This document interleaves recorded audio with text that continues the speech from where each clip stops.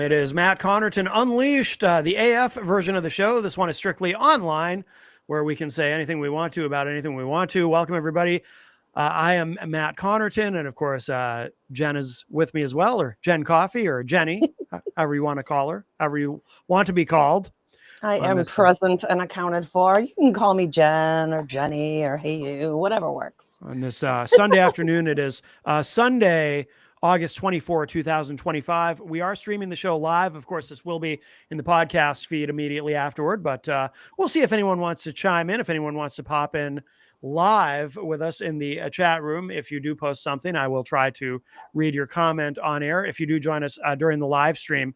But yeah, we were going to do Tough Bumps with Eric Pilcher, but Eric's got a little bit of a situation he's dealing with, so I'm sure later in the week. And I do have something, though, to mention. And Jenny, I don't think I even told you this yet. Tomorrow, after 5 p.m., it might be right at 5, I'm not sure. Someone from the band Vices Inc.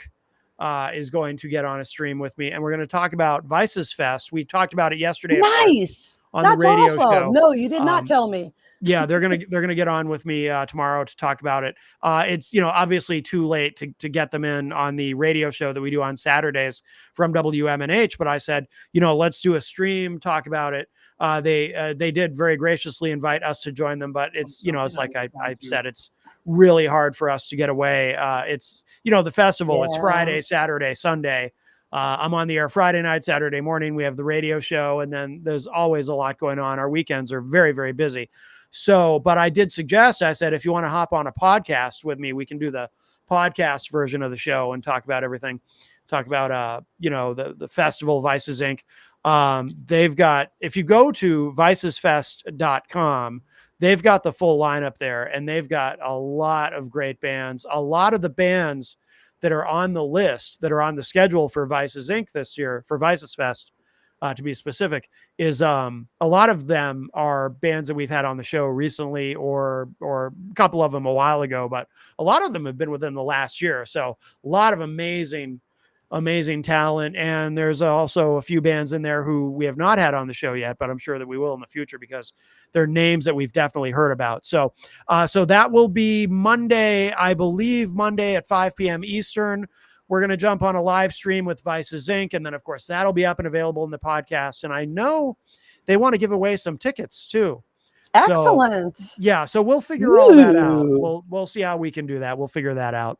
But anyway, and by the way, if you missed this weekend's radio show, of course, Matt Connarton Unleashed is live every Saturday morning from 9 a.m. to 12 noon from the studios of WMNH 95.3 FM. You can listen locally right here in Manchester, where we are, on 95.3 FM. Or, of course, you can stream the show from anywhere if you go to mattconnerton.com/live.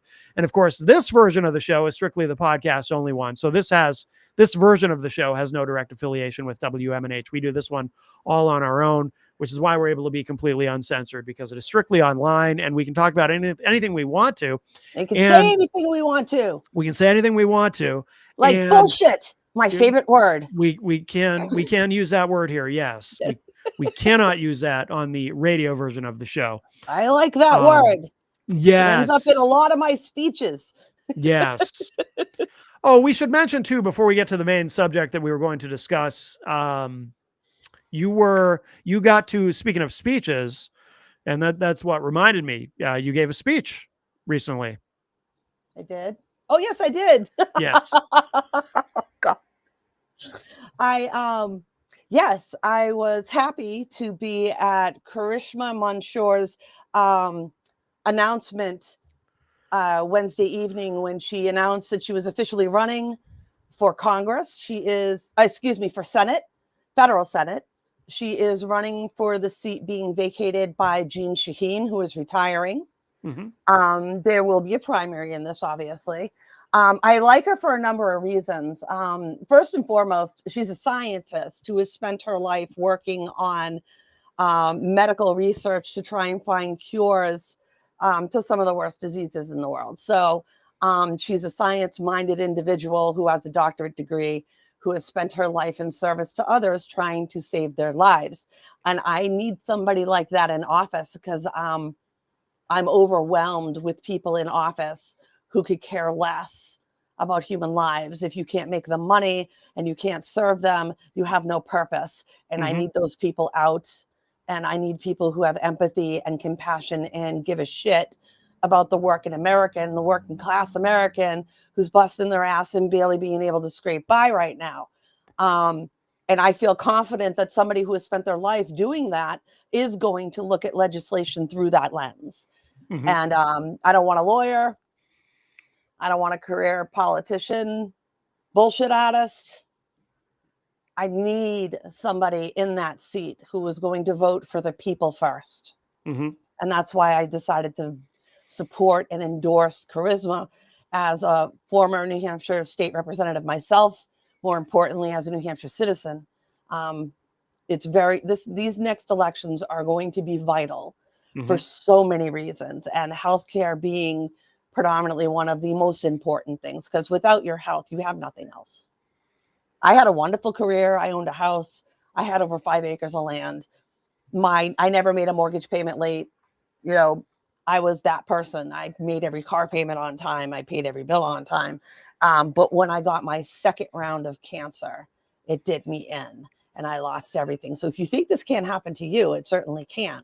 And I worked multiple jobs, and all of my jobs were in medicine for my entire adult life, basically. I mean, I started out in medicine. I think I want to say I was 22, maybe, give or take. And that's what I did my entire life. So I wasn't somebody who was screwing around. I didn't drink hardly ever because I was always working. Like, you can't work in medicine and function and do anything like that. So I never drank. I wasn't a partier. When I was home, I was mostly sleeping. I did nights for 17 years. I pulled 24-hour shifts. So this shit happens, and it happens to the best of us. You know, I watched The Man in Washington, D.C. I know where we're diverting a little bit, but when I went to Washington, D.C., during a period of time when actually a Trump appointee was in charge of overseeing all of America's, how basically kind of how America's finances work in conjunction with consumers and making sure that consumer rights are protected. And they were creating a law that was to say that medical debt could not be put on your credit report at the federal level. Create this law, cannot be put on your credit report because it is devastating. And when I went to see this get announced, they had people who were sharing stories. And the one that really struck me the most was a gentleman who was probably, he must have been in his 70s, worked his whole life, had a house, had 850 credit, paid everything on time his entire life. And he got sick and ended up with these enormous medical bills. Now, this guy had 14 medical bills, and he had arranged and was making payments on every freaking one of them and trying like hell to make payments on every single bill. He wasn't ignoring it. He was trying, he was working, he was trying really hard. And then the car that they were using, so wait a minute. So he ends up not being able to balance the 14 bills with everything else. And it goes on his credit report and fucks his credit up. So he's driving back and forth for it takes like an hour away to go for his cancer treatments. And the car they're using to get to those treatments, all the miles, all the driving, it caught up and the car was dying and they needed a new car. And this man who had 850 credit now had shit. And he couldn't qualify for a car loan for even a used car to replace the car that he needed to get to treatment to stay alive. Is that right? He did everything the way that America tells him to. Paid in his entire life, paid his house off, did everything right. But he got sick. And it ruined his life. It stole everything from this family.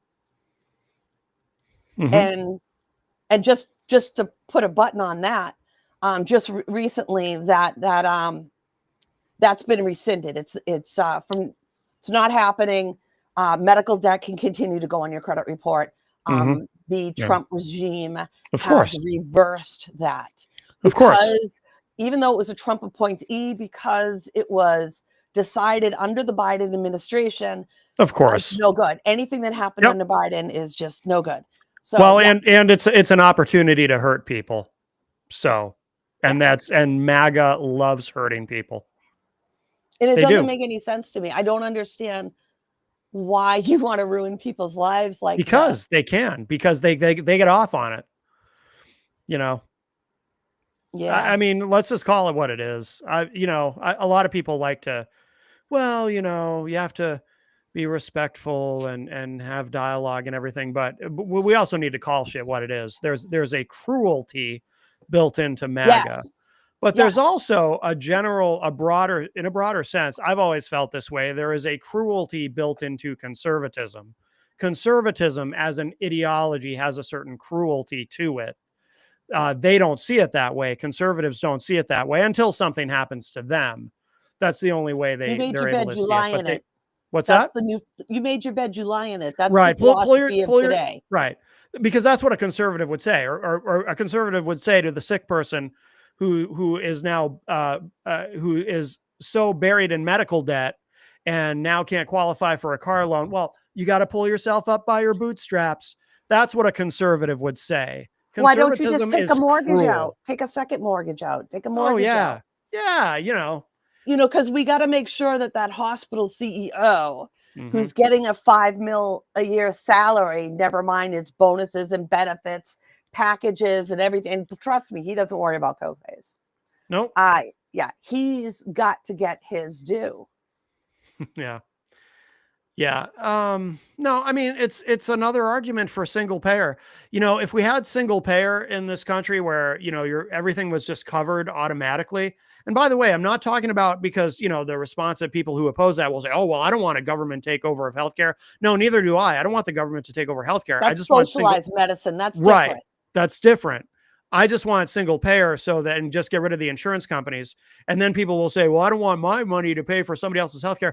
Well, that's what insurance is. That's how it works. That's insurance works. How insurance works. So you're already doing that. You and everybody else in the pool is already paying for everybody else who's in the pool with 100%. That's how it works. Yeah. So if you had single payer, if you had single payer, all this other shit would go away. Medical debt ruining people's lives. Your employer, because people say, well, how would we pay for that if the government pays for it? Well, that's easy. Now your employer doesn't have to pay for it anymore. So now your employer, if you had single payer and your employer didn't have to deduct money from your paycheck every week to pay for your health insurance, that's how you pay for it. It's not like, I'm not even good at math and I can figure this out. Like, it's actually really easy. The money's already being spent. Just let's spend it in a way that doesn't fuck people.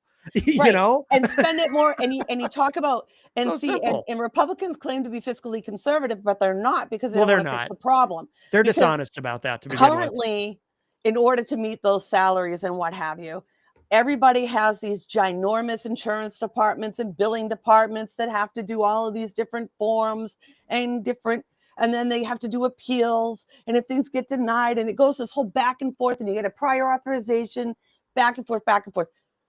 All these bullshit jobs that don't need to exist. Right? So that's money you don't need to spend. I've witnessed it personally in my face, up close and personal. I went to the Netherlands. I saw a society that has national health care. Everybody pays a flat rate every month, and it's like $100 and something. It's not even like what we pay. My mom was paying $800 a month for her health insurance in Massachusetts, and that was just to get it. She still had copays, and she still had a deductible, and it was a huge deductible. And that's why she got her entire MRI bill handed to her on a silver platter, because she had to meet her deductible. She had to pay the entire bill. That's how our system currently works. In a system like we're discussing, you pay your flat rate. It goes into we'll use Medicare. It goes into Medicare. Your doctor submits the bill to Medicare. Medicare pays the bill, just like it does now. There's no argument, no muss, no fuss. Everything's done appropriately. And Medicare has rules they have to follow, and they can't fuck around, and they got to follow the rules. So an industry is still privately owned. Hospitals or doctors' offices. It's not owned by the government. It's not run by the government. It's simply healthcare. And now it's healthcare that's 100% being funded for the people in patient care. If the hospital doesn't have to have 30 employees in the billing department to deal with Aetna, Blue Cross, fill in your blank insurance, they just have to bill Medicare and then get paid. That's not 30 employees. It's better for everybody. So where's that money going then? It's going into having better patient access. It's going into having machines that are upgraded. It's going into having no low stock on supplies. I cannot tell you. I worked at ICU, CCU. I worked in ER, cardiology. I can tell you right now, there's not a single department that doesn't end up with something they fucking run out of that they shouldn't have. They're a hospital. But this is what happens in the way we've built society. In my buddies, he's a stage 4 cancer patient who I will tell you would be dead if he was in the United States. There's no fucking way. No doubt. He goes to the doctors, they test his levels. The doctor orders a medication. Medication gets ordered from the pharmacy. It's delivered and he gets it. And that's the fucking end of the story. Nobody's getting in the way and questioning whether or not your doctor's correct on diagnosing you. And here's another one for you. Backwards medicine of American society. You hurt your shoulder. It hurts when I do this, doc. In the Netherlands, let's go take a picture, see what's going on in there. In America, go to physical therapy first. First, I'm going to send you somewhere to manipulate the joint and fuck around without taking an image, without having a clue what the hell's going on inside of you. I'm just going to do it. They did that with me, and I had 3 cervical discs that were herniated and were literally moved my spinal cord. Literally moved my spinal cord. But before we got those images to know that was there, I went to physical therapy for 6 weeks. That must be where that old joke comes from. The guy goes to the doctor and says, "Doc, it hurts when I do this," and the doctor says, "Well, don't do that." Yeah. Yeah. Right. Yeah. Yeah. No, so, if you have single payer and just all the bullshit goes away and it just is better for everyone. And again, the focus is back on the patient and not on the profits. And this is something, and I always complain. I complain about it a lot on the show that I do with Todd, Hanging Left. Democrats are terrible at messaging because they're correct on the policy on this, but they're so bad at messaging. I don't know why. I've heard Bernie say it, but I don't know why Democrats don't. They should constantly, every time this subject comes up, talk about all the stuff that they talk about and how it would be better for people. But also Democrats need to remember to say this part. If we have this system instead, if we have single payer, your employer no longer has to deduct that from your paycheck. So that's more money, match it. More money for you. Right. And then you're not paying for it anymore and your employer isn't paying for it anymore. So that needs to be the response when someone says, "Well, how are we going to pay for all this?" That's easy. You're already paying for it. And it's not going to cost an arm and a leg like it does now, because the hospitals and the clinics and the doctor's office won't have the exorbitant money that they have to spend constantly on the phone with the insurance companies, trying to get prior approval codes and having peer-to-peer reviews and going through appeals department. I had a provider who at one point, before they went into total private practice, they were in with a group of other providers. And they had to hire an employee to do nothing all day, every day, Monday through Friday, but Blue Cross Blue Shield denials of care. Yeah. How expensive is that? That employee, that hourly salary, the matching Social Security, matching the Medicare, matching the health insurance, vacation time, sick time, all of that for that employee to do nothing all day, every day, but appeals. Insurance companies, let me make sure I say this. Health insurance companies serve no purpose and have zero effect to increasing positive outcomes in healthcare. Give me any case, any medical case, and I challenge you to show me where the insurance company improved the outcome of that patient. Right. If it's not a Cadillac policy that belongs to one of the freaking Congress people, Right.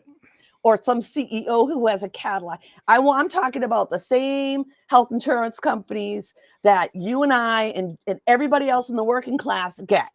Mm-hmm. Those policies with the deductibles and the copays and the in-network and the out-of-network and all the bullshit just to get the medical care you need. The stress of loan cuts our life expectancy down. And that's exactly what they want. They only want us on the planet long enough to make them money and to serve them. And when that's not going to happen anymore, it's better for them if we kick off.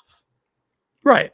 Well, that's the other thing too, that people need to say more. I say it all the time, but this is something that people need to repeat over and over again until everyone understands this. Yep. The insurance company, they only want you on one of their plans for as long as they're able to make money from you, from your monthly premiums, from whatever they get from your employer, whatever that money is.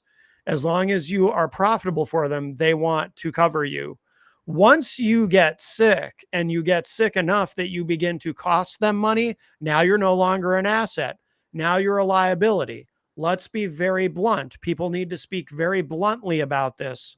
The insurance company, once you go from being an asset to a liability, the insurance company wants you to die. That sounds stark, but that is the truth. Fact. Because once you are dead, you no longer cost them money. So once you get sick with something, they would prefer that you die.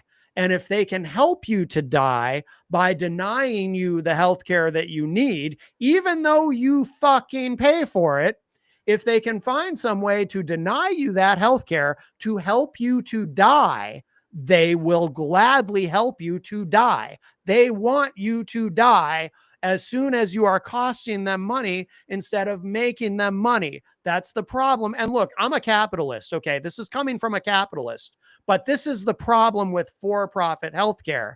They would rather you die than cost them money. That is a fact. So, right. And that's partially why the narrative that they're putting out there now is when they talk about Medicare, they call it an entitlement. When they talk about Social Security, they're calling it an entitlement. And we've got, it's all on umpteen videos of them saying this shit.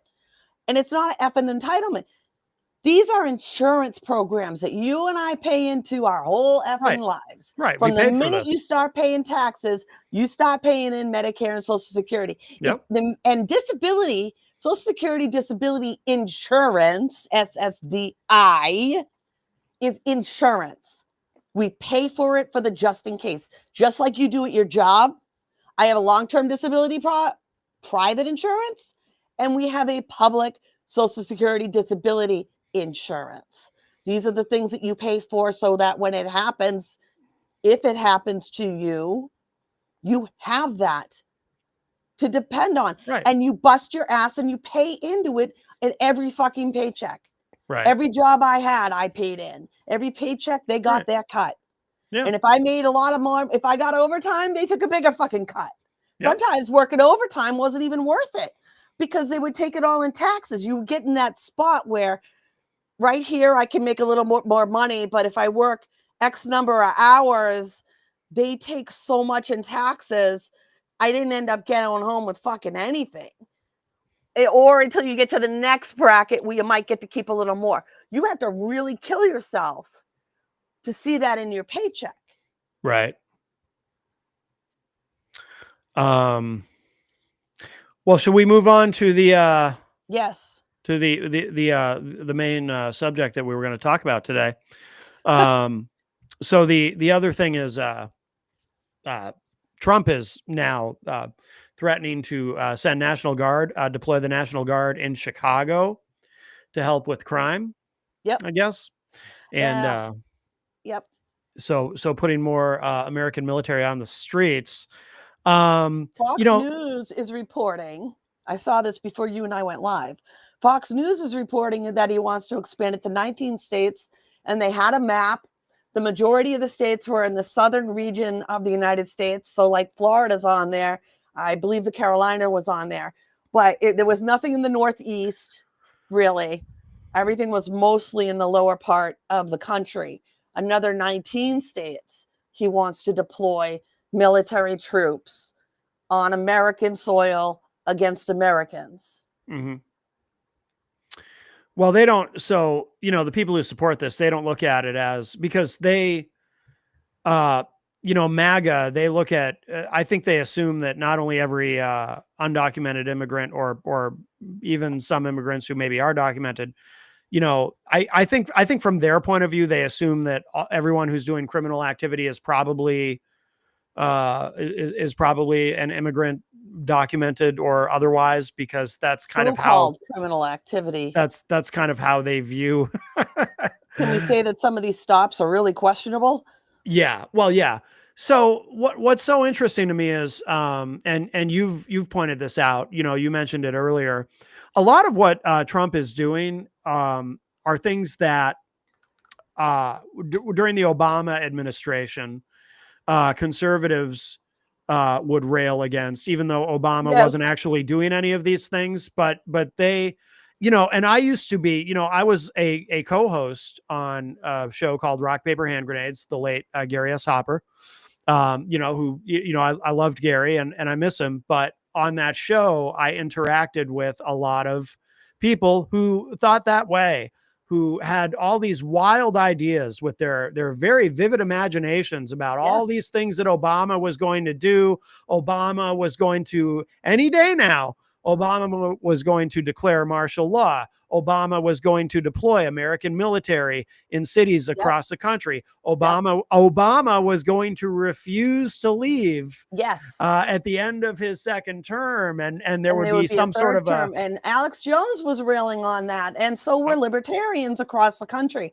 I was a Republican. I served with Gary in the New Hampshire State House, and the foundation for some of the groups that have turned into really bizarre white supremacist organizations today were founded on the idea of keeping military away from citizens, posse comitatus. And I'll give you the example of where a lot of this started was when Katrina happened.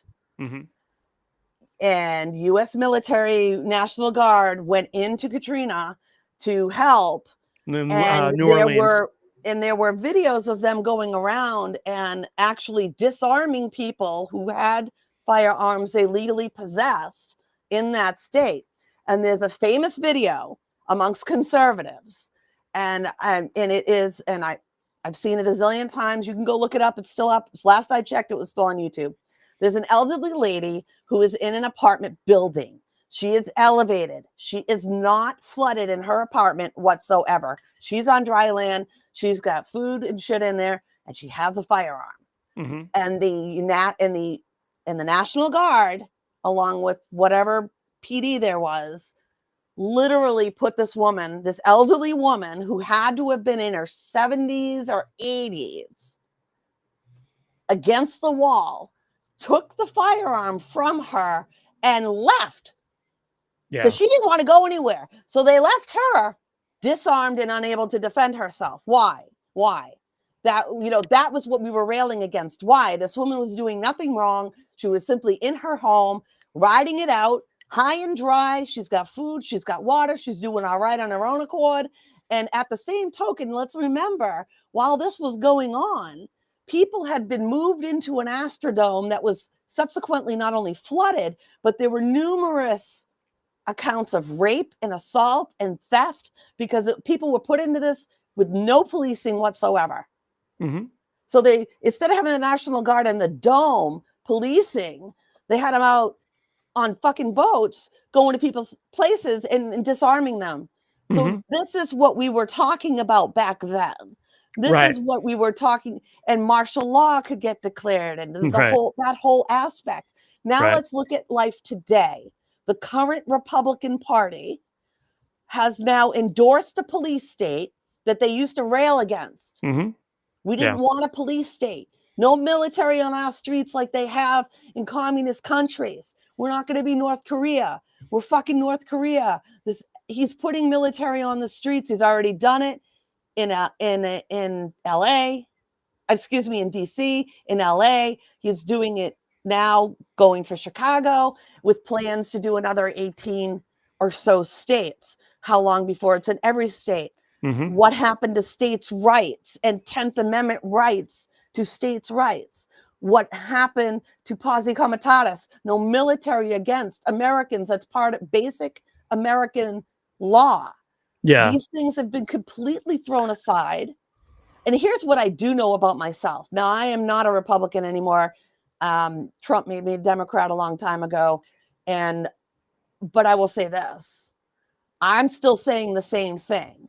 Right. No police state, no military on American soil against Americans. Right. I'm still saying that. They're not. No. They've changed. Oh, yeah. They've given up states' rights. They've given up the rights of a country that wasn't supposed to be military run. Like, this is insanity to me. Well, here's the thing, though. My perception, I don't think, in a sense, they've changed because, of course, they're all in the cult. Not literally all of them, but most of them are in the cult. Most Republicans and the Trump cult, the MAGA cult. So whatever their God King says goes, and they don't question anything. They question a little bit with Epstein, but the Epstein files. But even that's starting to fade away. Ultimately, they'll go with what I mean. Trump could tell these people the sky was green, and they'd all walk outside and look up and go, "Oh yeah, I always thought it was blue, but yeah, I can kind of see it now." So the mindless herd of MAGA will go with we can whatever spend Trump how much tells them. money on a parade, but we can't fund healthcare. Right, military parades and everything, all the stuff that they used to pretend to be creeped out by. But in another sense, they have not changed, because my perception of Republicans and conservatives has always been that they're basically pretty phony, because they're always inconsistent. Take government spending, for example.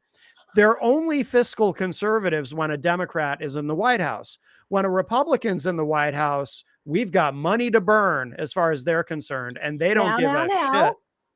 They will take it from food stamps. That's true. From WIC. That's true. From housing assistance. Yeah. From feeding children in school. We can take the money from all of that shit. Right. What is it? 44 billion, some odd crazy dollars nationwide, just from the schools, or million. I don't know what it is. It's a crazy number. Right. But they'll still take the money. Yeah. They'll cut anything that helps people.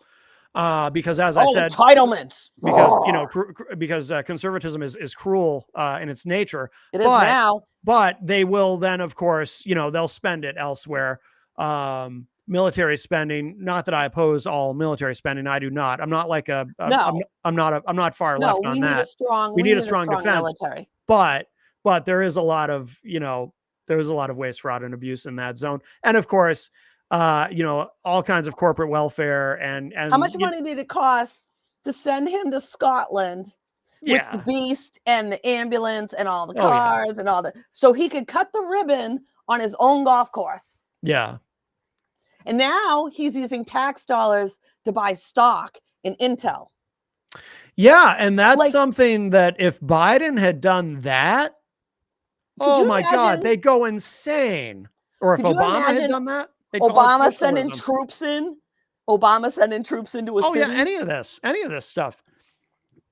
But it's Trump. But the same people that claim we don't need this because the churches will do it, how come none of them are out front going, hey, my church is going to start, we're going to adopt a school and we're going to make sure that the kids have a healthy lunch every day. We're going to take care of that.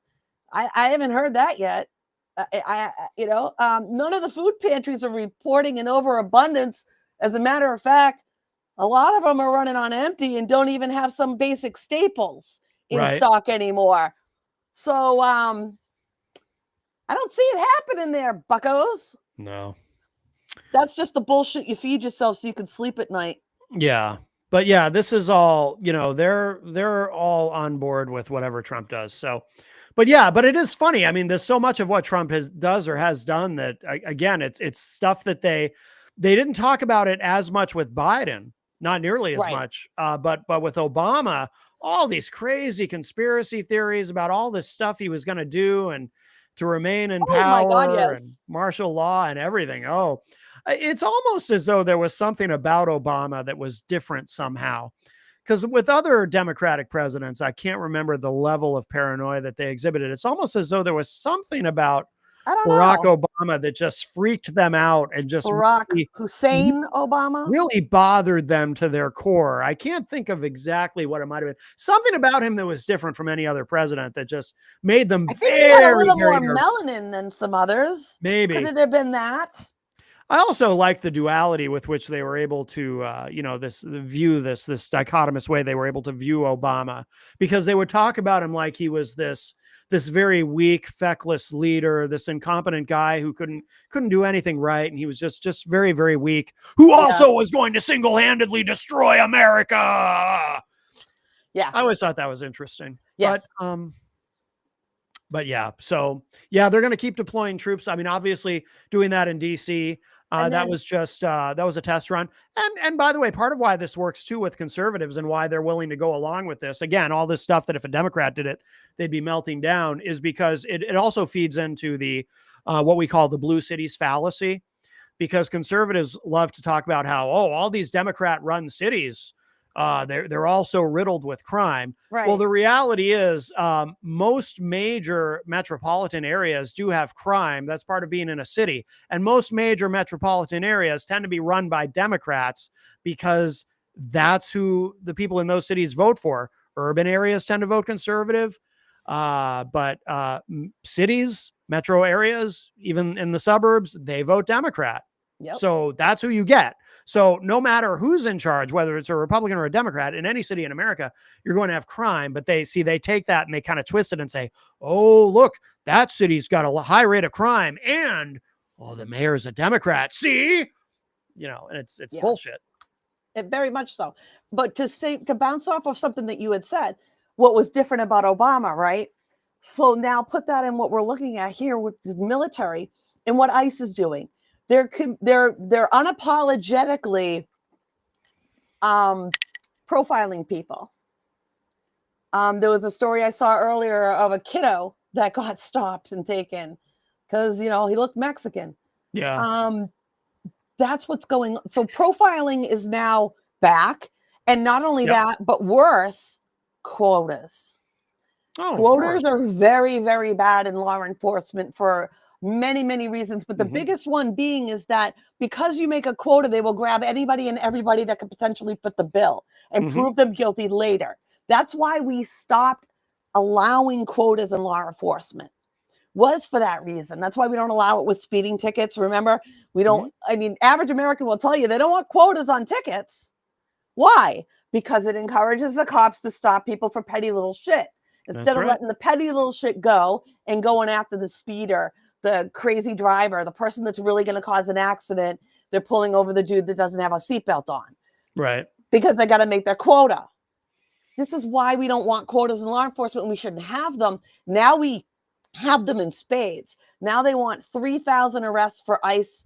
And the reason that he's putting military in under the guise of criminality, but they're also saying they are also being sent to assist ICE. Yeah. So we have the military and law enforcement in every capacity profiling everybody on an American street. And if you potentially look like you might not be white, they're going to stop you and question your status. And they don't care. Like, how many videos have you seen? I know I've seen quite a few of people yelling, I'm an American. I got rights. I got rights. Oh, you don't have no rights, dude. No, you ain't got no rights here. Yeah. But I'm an American. No, you're not. No, you're not. And they take them and they make their quota. That's why they take them, and they don't listen to them, and they don't check their ID, and they don't do any of the things they're supposed to do because we've given them permission to no longer follow the rules. Yeah. Yeah. And it's snowballing. And now he wants to do this in 19 states. Yeah. And and gee, why are we targeting Chicago? Why is Chicago next? Well, Why Obama's from there originally. Oh. Is that? Could there be any other reasons? Oh, I don't know. There's an awful lot of people there who are not white. Yeah. And Because if you definitely think a they're certainly a blue targeting city. people, they're targeting Black and brown people. They want to catch anybody and anybody they can remotely decide is illegal. Even if you're here legally, you have a green card, you've done everything right.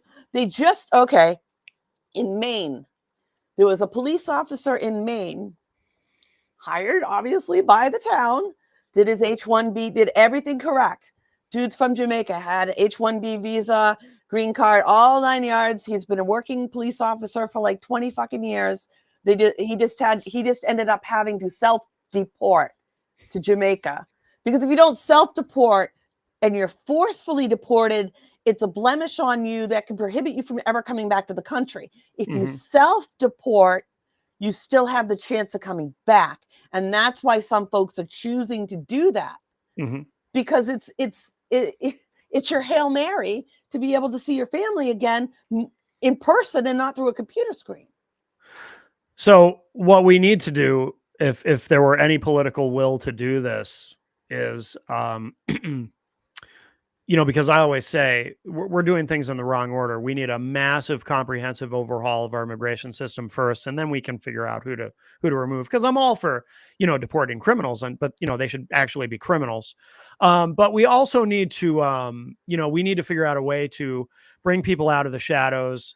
Have a program where people can apply for citizenship or some form of legal status, like the individual in Maine you were just speaking about. But they did all of that. Yeah, but we need something much simpler. Well, that would be preferable. And we need these people in the country. And this is the other part. I wish, and again, I wish Democrats would say this, but they don't, because they're bad at messaging. But this is something that needs to be explained to people. And I say it all the time. Immigrants, no matter how much, you can not like brown people all you want to, but you need them here. They are essential to the economy. Immigrants are essential regardless of how they entered. They are essential to our nation's economy. Look, we've already got fruits rotten on the vine. And yeah, these farms on the vine now, and then they're not getting the subsidies anymore from the government, so they're going to go belly up. And then the big companies like Walmart are going to come in and buy it and take it over, so they can make, because they get their own chicken and shit. So these companies are going to come in and buy up these farms, and the farmers are going to end up working the land just the same, but they're going to be working it for Walmart or fill in the blank, whatever, market basket, whomever. And it's going to drive up food prices. I always say, if you could wave some sort of xenophobic magic wand and all of a sudden everybody you don't like wasn't in the country anymore, our economy would collapse overnight. It would. It would. People don't believe you, though. No, that people don't believe, but it's, and economists believe that, though. Ask any economists, they'll tell you. These people are essential to the economy. Like, we need to fix the system. My girlfriend and I, sometimes we like to go to the dollar store, and there are a number of dollar stores around here that are closing at unusual hours because they don't have the staff to stay open. Right. I mean, like 3:00 in the afternoon, they're closing, or they are closed because they don't have the staff to stay open. All these places you go to that are understaffed, and that's happening across the board. Understaffed in medicine. You'd be surprised at how many people are in medicine working on green cards. We have doctors, nurses, all kinds of specialties. What we don't have is a rising rank of those coming up that are going to become the doctors of tomorrow to take care of us when the current crop completely retires. And if you're here with a green card, I mean, the way they keep changing the rules now to find excuses to get rid of more people, get rid of more immigrants. If you are a green card holder, you got to be worried that your green card is going to get pulled early, that you're not going to be able to renew your status. There's all kinds of shit that could go wrong. And this is that quota. That's why ICE is raiding Lowell's, is raiding farms where people are actually working. Yep.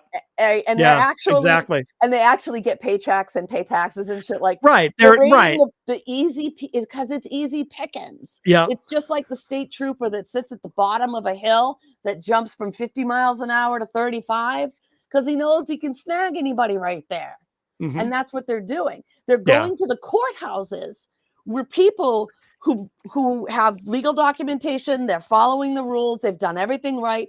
They're going in for a hearing that they're required to go to. Mhm. And all of a sudden, their cases are being dismissed, and that enables ICE to pick them up. Yep. See, Yep. if it's a pending case, ICE can't get them. Yep. So ICE is there.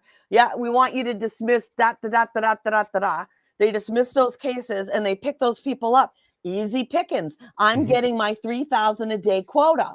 Yeah. Because that's the quota. It's 3,000 a day. Yeah. Well, when you run out of illegals, where do you go? If that's your claim. Yep. Yep.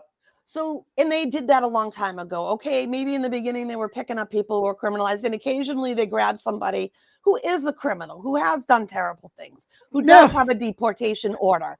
And that's the person that absolutely, yes, we don't want the serial rapist to be in the country. Of course, but right. When you're going to the ice cream man who's served this community for over 20 years, he's got a green card, done everything right, pays his taxes, and you literally take him because he's easy pickings. Yeah.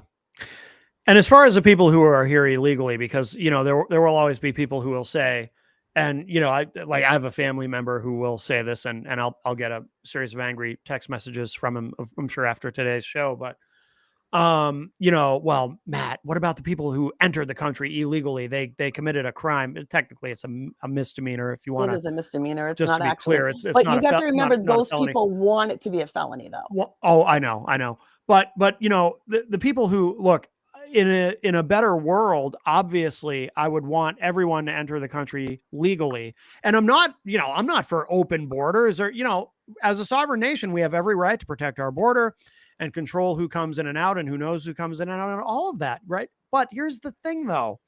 This is, and again, this is something I wish Democrats would say when having these arguments.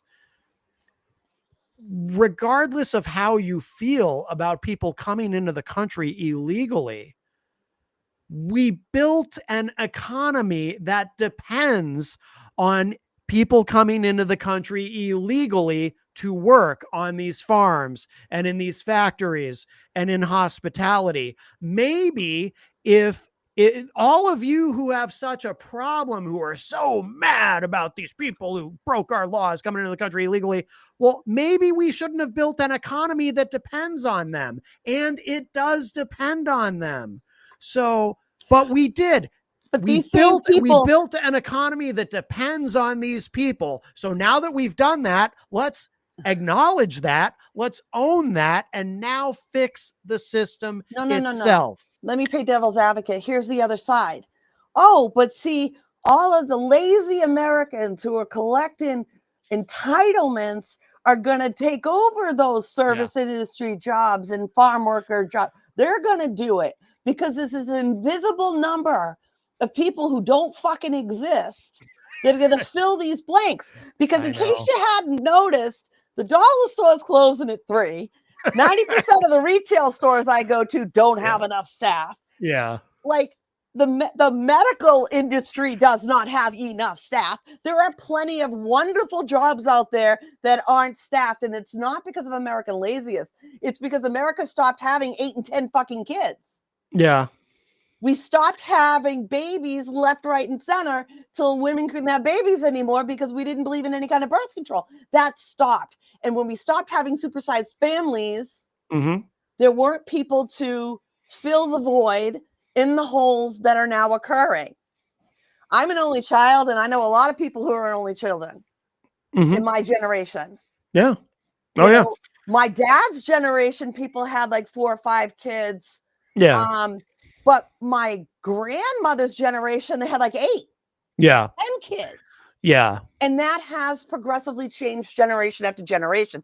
So there doesn't exist this invisible number of people who are going to miraculously jump up out of the corn weaves and start picking.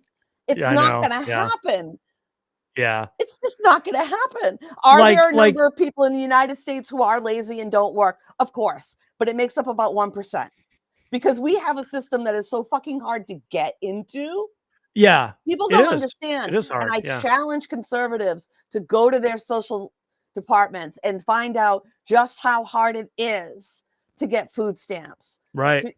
to get WIC. Yeah. They You don't make got it to easy. they don't make it easy. And that's intentional. Right. That's to make sure that the people who need it are getting it. And that's Right. also to weed out people who aren't allowed to get it, which includes somebody who is not in the country, who's an undocumented soul, who doesn't have papers with them. Mm-hmm. That person can't get them because they Yeah. don't have the papers. Yeah. You Right. have to have Right. papers. You have to be a documented human being in the country Right. or a citizen to even remotely come close to qualifying it. Right. But people think that you just go in there and go, I hey, know. I'm hungry. Here's $200 of stamps. It doesn't work like that. No, it It does not. really Not doesn't. even close. No. No. And it never No. has. It never has. I can Yeah. remember, I'll tell you a quick story. When I was very, very young, when I was 22 going on, right at 22, 23 years old, I was told I could not have children. And then suddenly I got pregnant. I had been married for a couple of years.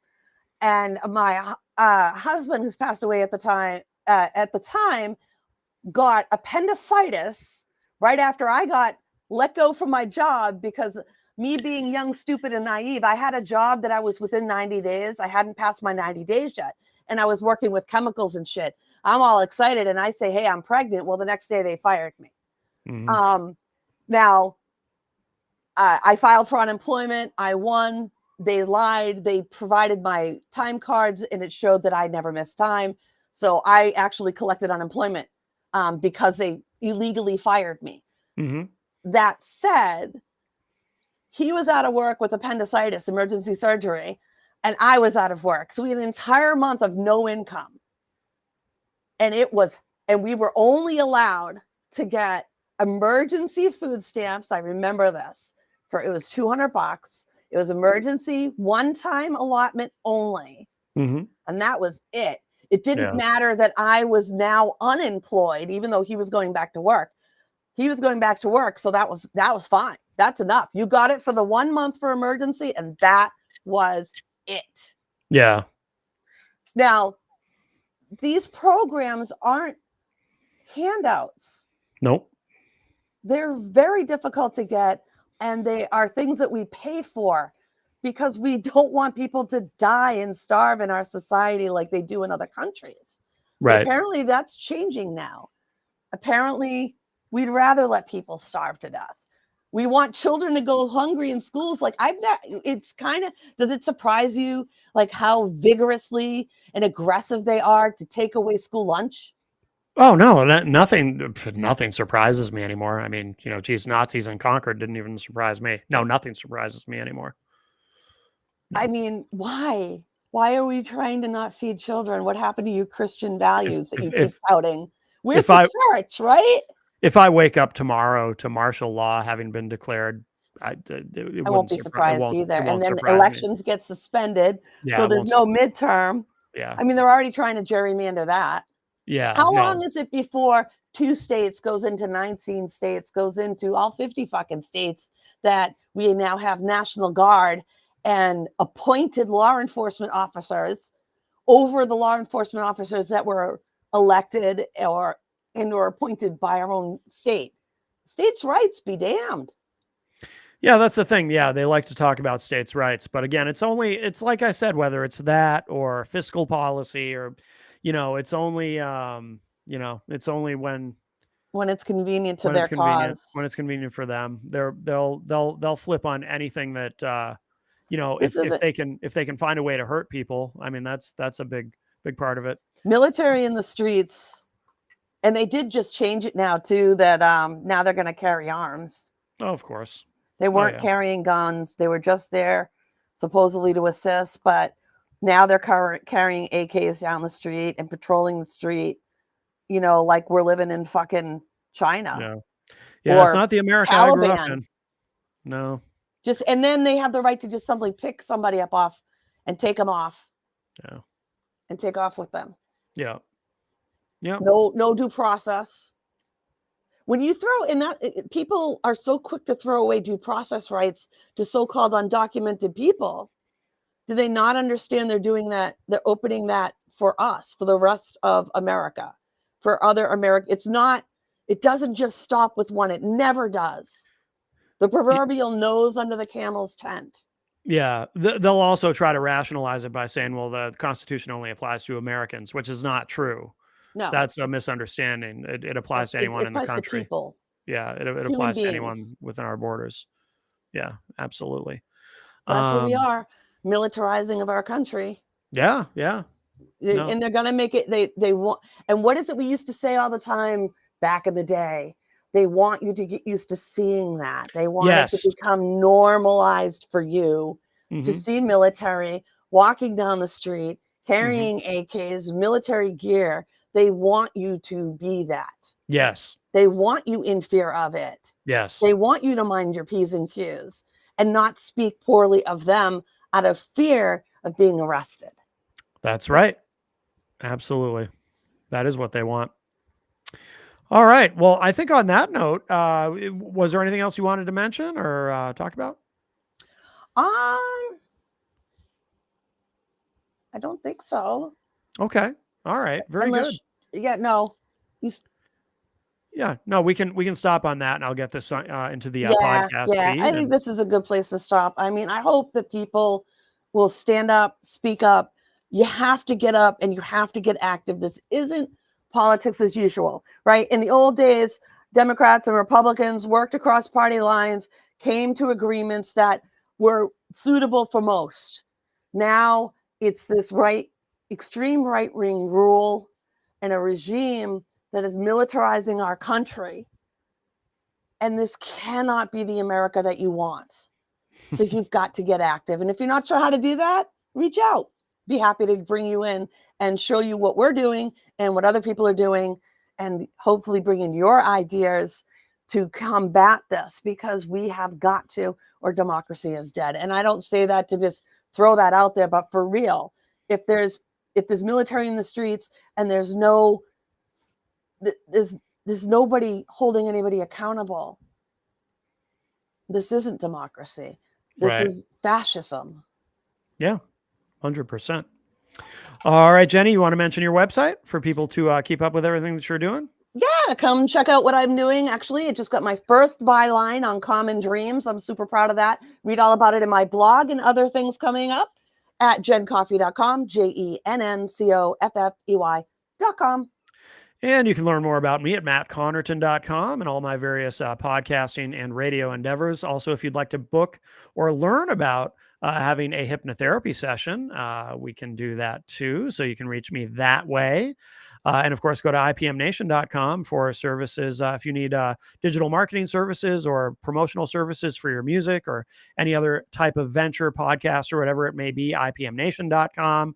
And if you are streaming this live on Sunday, just a quick reminder, on Monday, which will be the 25th, I believe at 5 p.m., we're going to do a stream with Vices Inc. about Vices Fest, which is coming up next weekend, Labor Day weekend at the Strand in Dover. It is an amazing 3-day festival, and looking forward to learning more about that. There's going to be a lot of great bands there, many of whom have been on the show over the past couple of years. So, all right, that's it for us for now. Thanks, Jenny, and we'll talk to you all a little bit later. Bye, everybody.